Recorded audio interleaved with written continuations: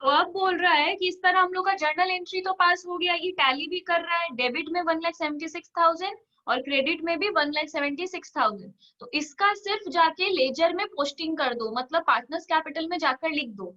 To में कौन है, ये दोनों, तो टू में जाके इन्हीं दोनों का नाम लिखेंगे। बाई में कौन है, लीना, जिसके आगे कोई सिंबल नहीं होता है वो बाई में होता है, तो यहाँ लिखेंगे बाई एल्स कैपिटल, और इन दोनों में डाल देंगे 16,000 और 1,60,000, और इधर पे लिखेंगे टू एम्स उल्टा कैपिटल। लिख दिया। तो यहाँ पे हम लोग एल्स कैपिटल देके 1,60,000 और एन में 16,000। एम्स कैपिटल बोलकर कितना लिखेंगे, एल के कॉलम में 1,60,000 जो यहाँ पे दिख रहा है, और फिर से टू एन्स कैपिटल बोलकर 16,000। अब इसके बाद हम लोग को बोल रहा है 6 के बाद the total capital of the new firm will be 32 lakh. Firm का अगर टोटल कैपिटल ही हम लोग को दे दिया है, मतलब टू बैलेंस सीडी ये लोग हम लोग को दे दिया है, जब भी टोटल कैपिटल दे देगा मतलब बैलेंस सीडी दे देगा, पर which will be in the proportion of profit sharing ratio of Leena and Naresh. पर लीना और नरेश जो बच गया है उन लोग का न्यू प्रॉफिट शेयरिंग रेशियो है 3:2। 3:2 में 32 लाख को दोनों में बांट दो, मतलब जो फर्म का कैपिटल है वो दोनों में 3:2 में है, तो इंटू 3/5, इसमें है 19,20,000 और इसमें है 12,80,000। ठीक है। अब बोल रहा है मदन जा रहा है, पर अच्छा और एक पेज है, amount due to Madan was settled by accepting a bills of exchange in his favour. देखो जब भी कोई पार्टनर जाता है, अगर मदन जा रहा है तो अपना पैसा लेकर जाएगा, पर इस सब में ऐसा कुछ नहीं लिखा है कि Madan is fully paid, Madan को हम लोग पूरा पैसा दे दिए, ऐसा तो लिखा नहीं है। इसमें लिख रहा है कि मदन जो भी हम लोग से पैसा पाता, हम लोग क्या किए उसको एक बिल्स पेबल दे दिए, मतलब पैसा देते थे हर बार, कुछ नहीं बोलता था तो लोन अकाउंट खोल देते थे। इसमें प्रॉपरली बोल रहा है कि उसको बिल्स पेबल दे दो, तो जो बोल रहा है वही देंगे। तो एम को अभी बैलेंस करो।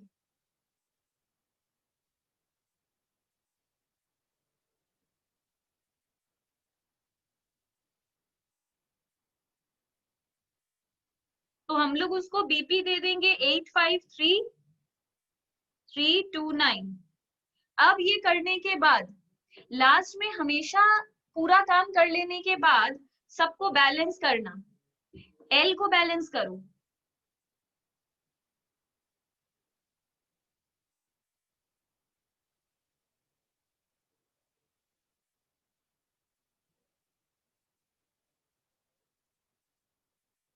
तो इधर पे बैलेंस बच रहा है, मतलब इधर अगर बैलेंस बच रहा है तो इसको बाई बैंक बोलेंगे। कितना आ रहा है, 852,671। अब एन को भी बैलेंस करो। 22,4,008। 22,4,008।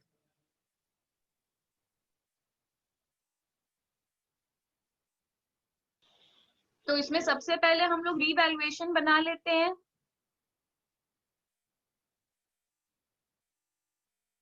रीवैल्यूएशन अकाउंट में अभी डिस्कस किए हैं कि इन्वेस्टमेंट तो आएगा ही। इन्वेस्टमेंट पहले था बैलेंस शीट में 35,000, पर मोहित लेकर जा रहा है उसको मार्केट वैल्यू में, मार्केट वैल्यू है 40,000, मतलब वो 5,000 से इंक्रीज हो रहा है। ठीक है।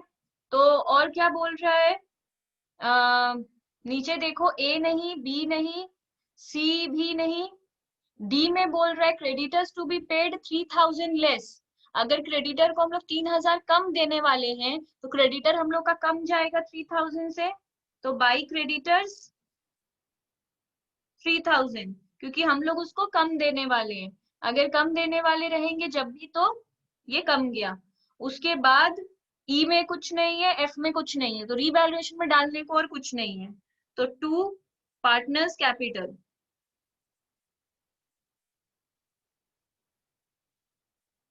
8,000 को तीनों पार्टनर में बांट दो, मोहित, अली और जॉन। रेशियो दिया है 3:1:1। मैम 25% ऑफ जनरल रिजर्व जो ट्रांसफर हो रहा है ना। हाँ, बोल रहा है 25% of the general reserve to be transfer to provision for doubtful debt. Provision for doubtful debt या कोई भी तरीके का रीवैल्यूएशन आइटम हो, अगर वो किसी रिजर्व से हो रहा है तो रीवैल्यूएशन में नहीं आएगा। अगर हम लोग प्रोविजन का चीज, या सोचो बोलता कि क्रेडिटर को हम लोग कमा रहे हैं थ्रू जनरल रिजर्व, कोई भी चीज अगर जनरल रिजर्व के थ्रू हम लोग करते हैं या कोई भी और किसी थ्रू करते हैं तो रीवैल्यूएशन में नहीं आएगा। इसमें बोल रहा है कि 25% जो जनरल रिजर्व था वो हम प्रोविजन में डाल दे रहे हैं, तो यहाँ पे ये नहीं आएगा कि प्रोविजन बढ़ रहा है। अब इसको बांट लो, 4800, 1600, 1600। अब बनाएंगे पार्टनर्स कैपिटल अकाउंट। अच्छा, इसके बाद हम लोग इसमें सबसे पहले क्या लिखेंगे, बाई बैलेंस बीडी। ये हम लोग कहाँ से लिखते हैं, बैलेंस शीट से। तो दैट इज 70,000, 50,000, 50,000। उसके बाद जो ये वाला रिवैल्यूएशन है इसका क्रॉस पोस्टिंग करेंगे, बाई रिवैल्यूएशन 4800, 1600, 1600। उसके बाद तीसरा काम है जनरल रिजर्व बांटना, तो बाई जनरल रिजर्व 6,000 को तीनों में बांट दो। अच्छा, तीनों में बांटने के पहले 25% हम लोग प्रोविजन में भी डाल रहे हैं, तो जनरल रिजर्व का पहले 6,000 में 25% उसका अलग कर दो, तो बचेगा कितना, सिर्फ 4,500। मतलब हम लोग का जनरल रिजर्व है 6,000 का, पर उससे हम लोग 25% तो हटा देंगे ना, क्योंकि उतना तो प्रोविजन में डाल दिए। तो सिर्फ 4,500 को 3 जन में बांटेंगे, तो आएगा 2,700, 900, 900। क्योंकि जनरल रिजर्व से पहले ही कुछ पैसा निकाल के हम लोग अलग कर दिए थे प्रोविजन फॉर डाउटफुल डेट में। अब यहाँ पे और क्या, इन्वेस्टमेंट फ्लक्चुएशन फंड बांटते पर मना कर रहा है। अब एसेट की तरफ देखो, गुडविल दिख रहा है, जो पहले से बैलेंस शीट में गुडविल होता है उसको बांट कर हटाना पड़ता है, तो 12,000 है। 12,000 के गुडविल को बांटेंगे तो 7,200, 2,400, 2,400। इसके बाद और क्या, ए में बोल रहा है goodwill of the firm to be valued at 20,000। पूरे फर्म का गुडविल कितना है, 20,000। और रिटायर हो रहा है मोहित, तो मोहित का जो रिटायर होता है हमको उसके हिस्से का गुडविल चाहिए होता है हर वक्त। तो फिर वर्किंग्स में जाओ,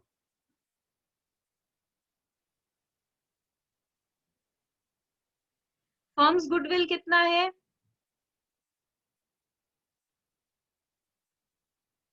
20,000। और एम जो रिटायर हो रहा है उसका गुडविल कितना होगा, एम का हिस्सा कितना है, 3/5, मतलब 12,000। अब ये जो 12,000 है उसको कौन देगा, अली और जॉन देगा। किस रेशियो में, गेनिंग रेशियो में। पर सम में देखो कहीं पर भी न्यू रेशियो दिया हुआ नहीं है। न्यू रेशियो दिया हुआ नहीं है तो ओल्ड रेशियो है 3:1:1। न्यू रेशियो क्या करेंगे, जो चला गया उसके हिस्से को ढक देंगे, तो बचेगा 1:1। और जब भी ढक कर ऐसे निकालते हैं तो न्यू रेशियो ही गेनिंग रेशियो होता है। मतलब इस 12,000 को 1:1 में दोनों जन उसको देगा। जब दोनों पार्टनर उसको देता है तो इधर से बाई एज कैपिटल, बाई जेज कैपिटल, कितना, 12,000 में 6,000 ये देगा, 6,000 ये देगा। और इधर पे 2 एम्स कैपिटल, ये 6,000 और ये 6,000। ये तो पुराने एंट्री की तरह ही है। तो हम लोग का ए हो गया, बी हो गया, नहीं बी नहीं हुआ, बी में बोल रहा है अब वो इन्वेस्टमेंट लेकर जा रहा है, तो टू इन्वेस्टमेंट, M लेके जा रहा है मार्केट वैल्यू पे, मतलब 40,000 पे, तो C भी हो गया, D भी हो गया, ई में बोल रहा है इन्वेस्टमेंट फ्लक्चुएशन फंड हम लोग बांटे नहीं, पर जो जा रहा है वो तो अपने हिस्से का लेकर जाएगा ना। तो अगर वो अपने हिस्से का लेकर जा रहा है तो इन्वेस्टमेंट फ्लक्चुएशन फंड है 9,000 का। 9,000 में देखो मोहित का हिस्सा कितना है।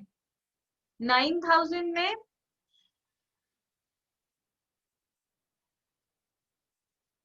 इन्वेस्टमेंट फ्लक्चुएशन फंड है कितने का स्टार्टिंग में?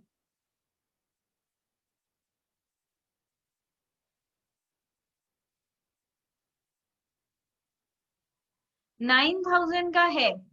ये नॉर्मली तीनों पार्टनर में ओल्ड रेशियो में बढ़ जाता है, पर इस समय बोल रहे हैं नहीं बांटने, पर मोहित को तो अपना हिस्सा चाहिए, वो तो लेकर जाएगा।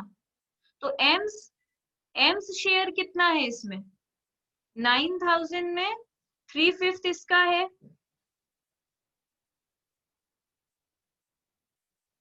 ये अपना 5,400 लेकर जाएगा। तो इसको कौन देगा फिर? क्लियरली लिखा है पार्टनर लोग देगा। और जब भी कोई भी चीज इसको पार्टनर देता है तो फिर गेनिंग रेशियो में देता है, ये याद रखना। अगर कोई भी चीज पार्टनर देता है जाने वाले पार्टनर को तो फिर वो गेनिंग रेशियो में देता है। तो 5,400 दोनों जन उसको दे देगा। जैसे गुडविल का पैसा दिया था सेम वैसे ही इन्वेस्टमेंट फ्लक्चुएशन फंड का भी पैसा देगा।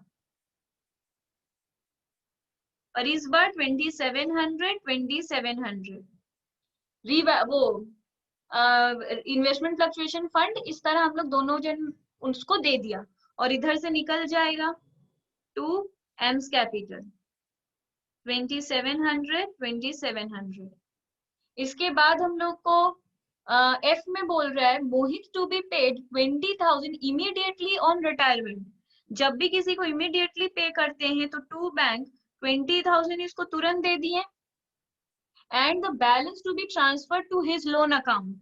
और बाकी रुपया उसको दिए नहीं है, बाद में दे देंगे, अभी लोन अकाउंट खोल दो, एम्स लोन, और एम को बैलेंस कर दो।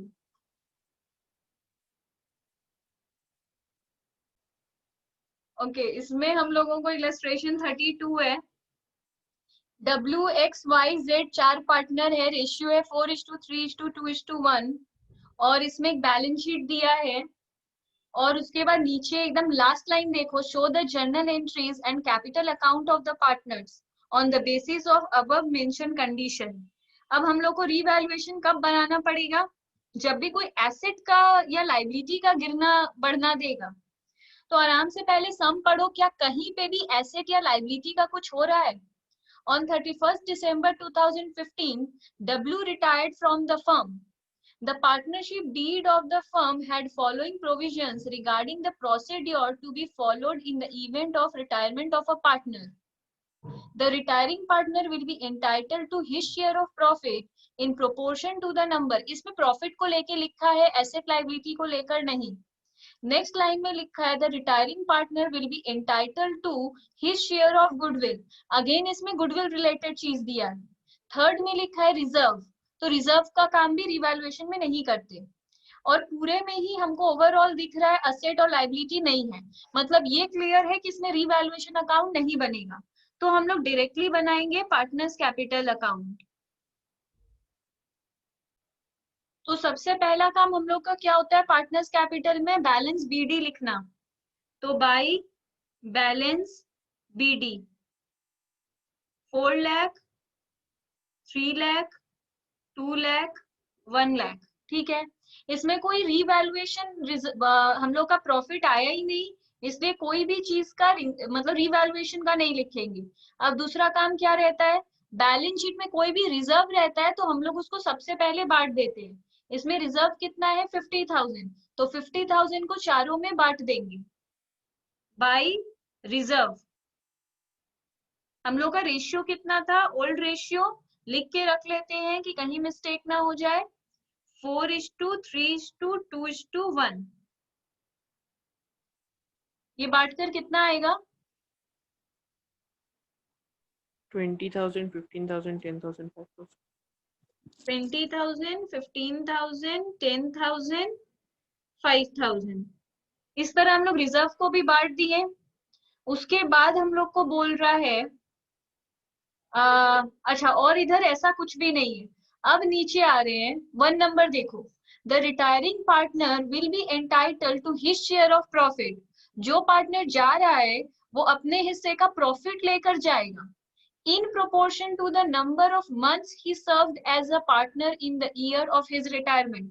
वो जितना महीना काम किया है उतने महीने का ही लेकर जाएगा। ये नहीं भी बोलेगा फिर भी हम लोग को पता है, कल ही जो हम लोग लास्ट क्लास में किए थे कि उसका 2,25,000 का प्रॉफिट था, वो जा रहा था तो सिर्फ 8 मंथ्स का ही प्रॉफिट लेकर गया, क्योंकि जो जितना महीना काम किया है उतने महीने का ही प्रॉफिट उसको देंगे। The profit of the year immediately preceding the year, preceding मतलब before, of his retirement will be taken as the basis for calculating his share of profit। तो यहाँ पे वर्किंग्स है, देखो वो रिटायर कब हुआ है, हम लोग का साल शुरू कब होता है, अप्रैल में, और वो रिटायर हुआ है 31 दिसंबर को। तो हम लोगों को प्रॉफिट तो इस साल का एग्जैक्टली पता नहीं है, क्योंकि ट्रेडिंग पीएल बैलेंस शीट ये सब हम लोग कब बनाते हैं, at the end of the year, मतलब 31 मार्च को बनाते हैं। पर ये तो 31 दिसंबर को रिटायर हो गया, तो हम लोग के पास एग्जैक्टली इस बार का नेट प्रॉफिट तो है नहीं। तो बोल रहा है कि जो ये साल है उसका पिछले साल जो प्रॉफिट हुआ था वही प्रॉफिट मान लो कि इस साल भी हुआ है। तो ये कौन सा साल है, 2015। अब मान लो जो पिछले साल हुआ होगा, पिछले साल हुआ कौन सा, जो 2000 मतलब ये है हम लोग का बैलेंस शीट 31 मार्च 2015।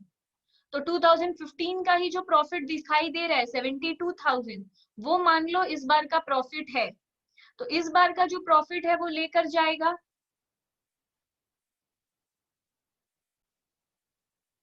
ये ईयर का सबको प्रॉब्लम ना हो, 31 मार्च 2015 लास्ट ईयर था जिसका प्रॉफिट हम लोग को दिया हुआ है 72,000।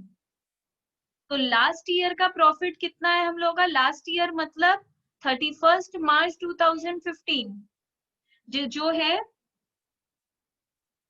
72,000।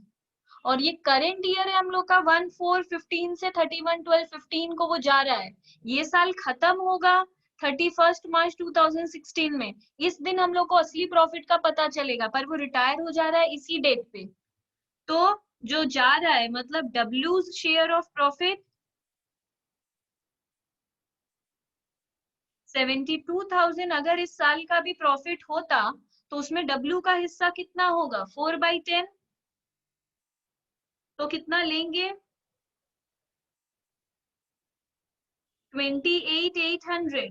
पर ये तो पूरा साल का प्रॉफिट है, वो सिर्फ जितना महीना काम किया है उतने महीने का ही देंगे।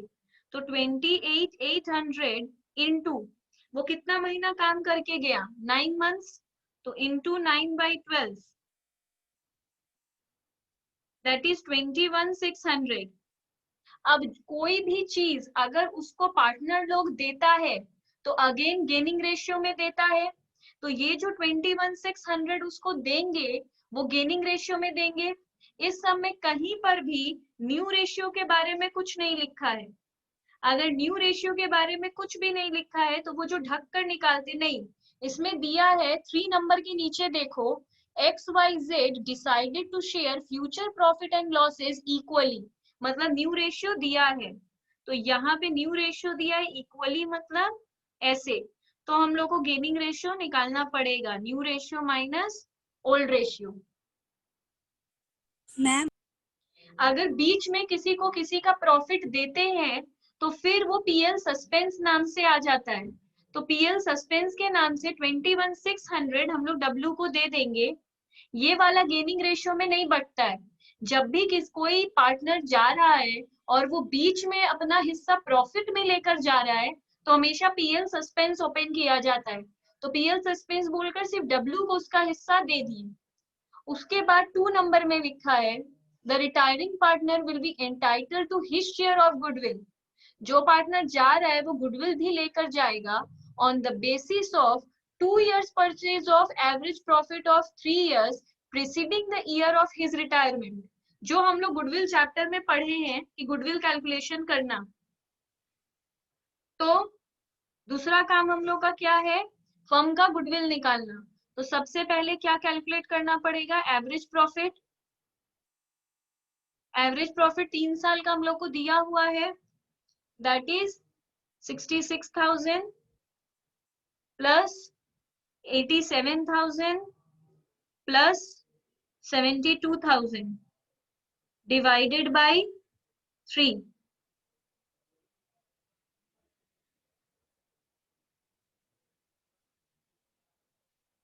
तो ये कैलकुलेशन करके 75,000 आ जाएगा। गुडविल का फॉर्मूला क्या होता है, average profit into number of years purchase.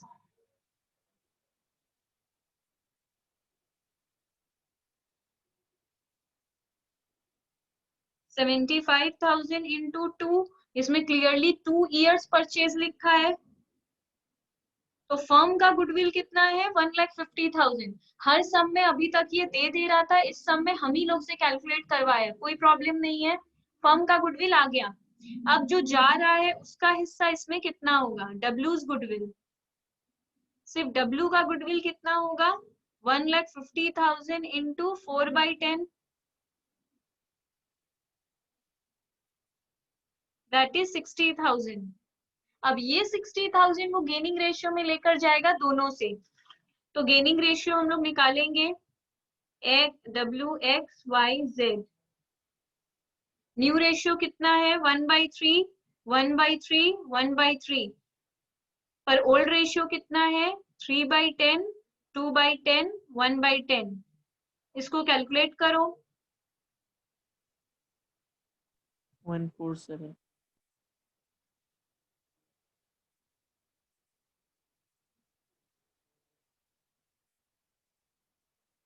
10 - 9 होगा। हाँ,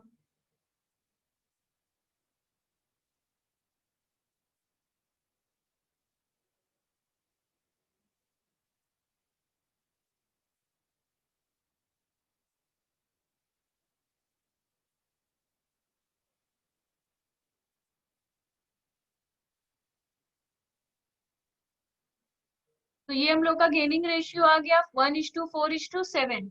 अब ये जो 60,000 है वो तीनों पार्टनर उसको देगा इस रेशियो में, मतलब by x capital by wise capital by Jades capital.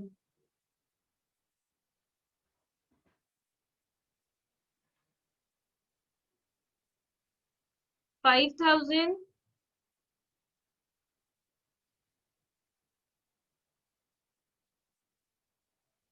20,000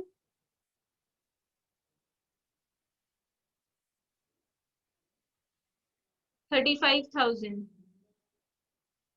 ठीक है, और इधर से तीनों में ही निकाल देंगे। 2 डब्ल्यूज कैपिटल 5,000 20,000 35,000। इसके बाद हम लोग को बोल रहा है रिजर्व्स अनडिस्ट्रीब्यूटेड प्रॉफिट और loss if any must be transfer to the capital account of the partners. बोल रहा है अगर किसी भी तरीके का रिजर्व या पीएल है तो वो पार्टनर्स के कैपिटल में ट्रांसफर कर दो। मतलब ये बांटने को ये कहता है कि पार्टनर्स कैपिटल में ट्रांसफर कर दो, मतलब हम लोग जो ये रिजर्व को ओल्ड पार्टनर में ओल्ड रेशियो में बांटते हैं वही बोल रहा है।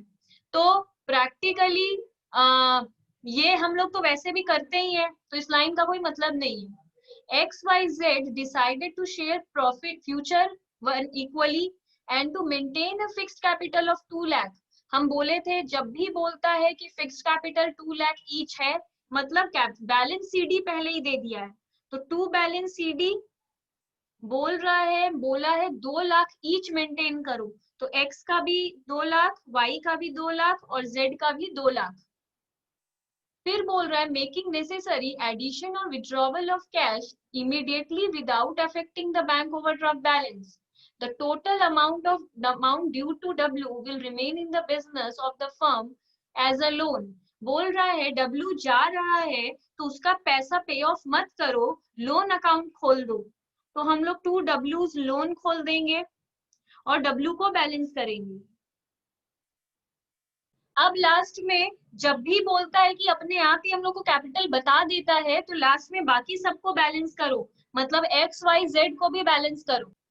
बात कर आया था 20,000, 15,000, 10,000 और 5,000, और इसको प्लस करने के बाद जो आया मतलब 20, 30, 40, 50, हाँ 50,000 जो आया उसको इधर लिख दो और नरेशन दे दो being reserves distributed.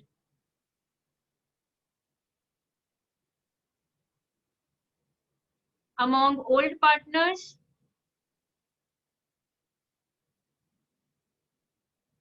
in the old ratio, जो हम लोग किए वो लिख दो simply.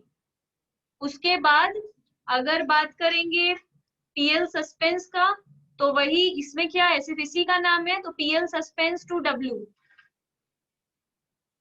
PL suspense account debit, जो भी चीज बाई में रहेगा उसको डेबिट में लिख देंगे और दूसरा वाला ऑटोमेटिकली टू में चला जाएगा।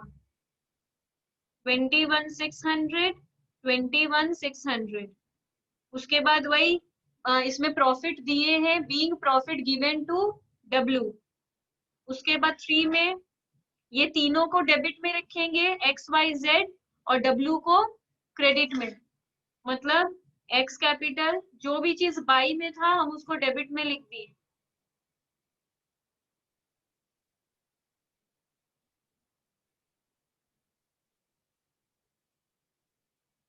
To W,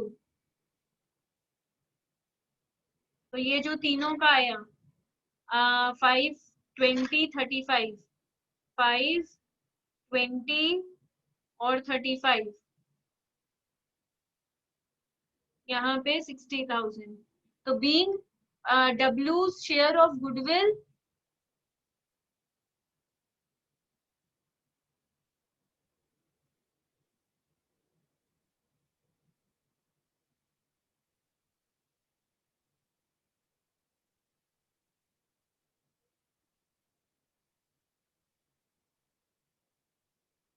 x Y Z in the gaining ratio. उसके बाद बैंक, तो बाई बैंक है तो बैंक टू वाइज टू जेड्स, जो भी चीज यहाँ है bank account debit to Y's to जेड्स। 10,000, 1,30,000।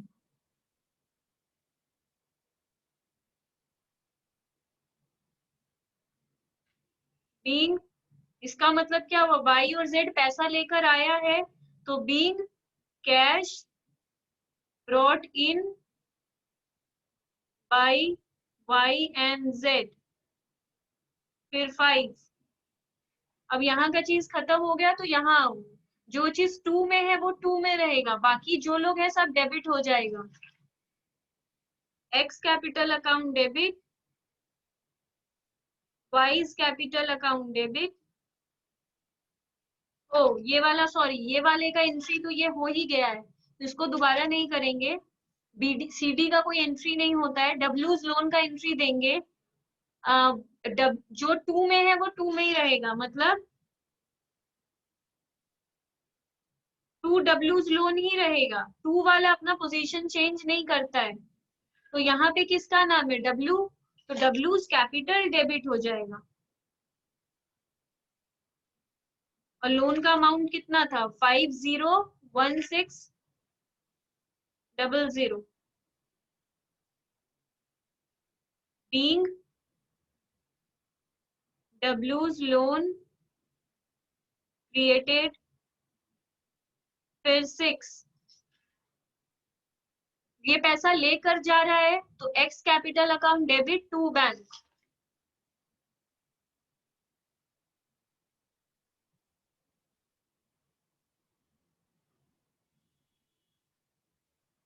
$1,10,000, being cash withdrawn by